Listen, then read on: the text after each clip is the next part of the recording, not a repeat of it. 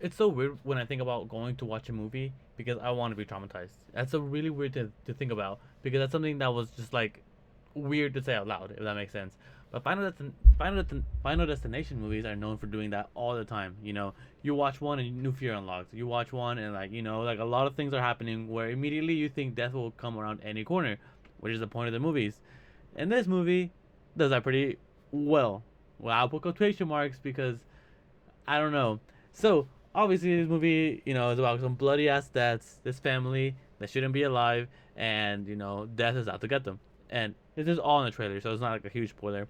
And so like, the main plot of the movie is like, like the main character, I'm gonna say that, Stephanie, I think her name is, can she save her family?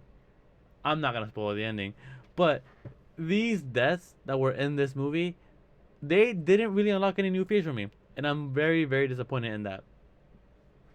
And I think what disappoints me the most about that is just a matter of the fact that like I think two deaths were very very situational, like not actually the opposite. Two deaths were the only ones that were actually common, like things that could actually happen to me. I guess you could say, and the rest of them are so situational and so specific that it's a matter of like I am not scared of that because to be in that situation, you have to like try to be in that situation, and it's just something that like for me it kind of disappoints me. You know what I mean? Like I really enjoyed it when it's like literally everyday items, I guess you could say. And it's just like, oh, we're gonna have fun here. Wait, it's not fun. You're actually gonna die. And it's like, obviously I'm scared of that now, or scared of that. I don't really care, but still, like, I really wish this movie would have gone that route a lot more. And obviously, I'll say this: all the deaths, all of them, one of them was kind of mid, but they were all pretty fucking cool. They were all really fucking cool.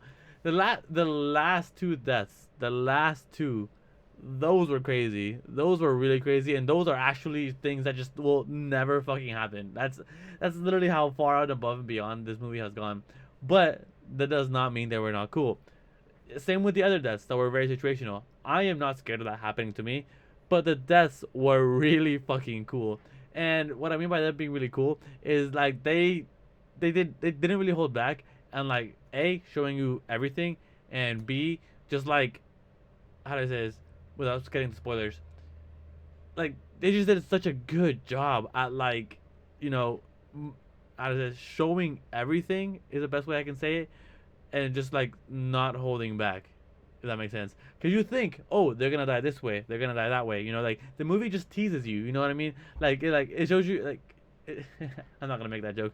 The movie just teases you in so many ways, like just like one, like making you like, oh, they're gonna die this way. No, they're gonna die that way, and then it throws you a curveball, and they die in a way that you never expected, or like the thing that should have killed them didn't really kill them, and it's fucking crazy, and it's really fucking cool.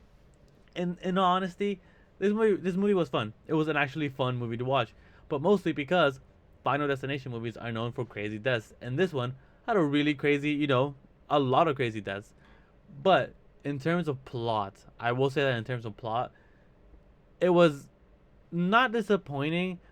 You know what I mean? I mean, I like the fact that they went away from the hero wins every single time because the hero didn't always win. I'll just leave it at that, open quotation marks. But I really enjoy the fact that they did that.